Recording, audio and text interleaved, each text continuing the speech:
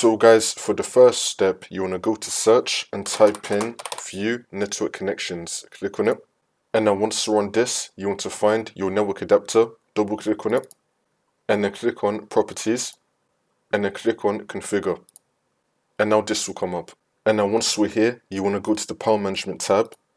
You want to untick everything here. Make sure that everything is unselected.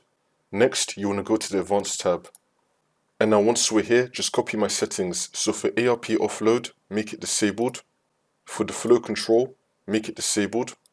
For the interrupt moderation, make it disabled. For the checksum, make it disabled.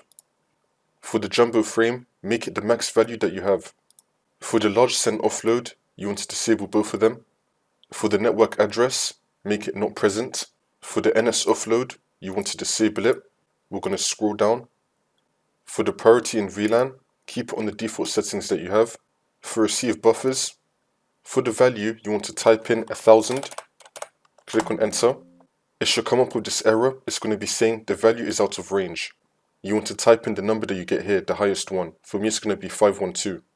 So I'm going to type in 512. Next, for the speed and duplex, you want to choose the value, the highest value that you have with the full duplex. Next, speed and duplex. Scroll down and then select transmit buffers.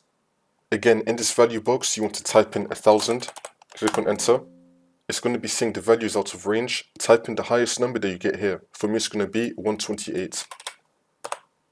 Everything I skipped, just keep it how it is. Just keep it on the default.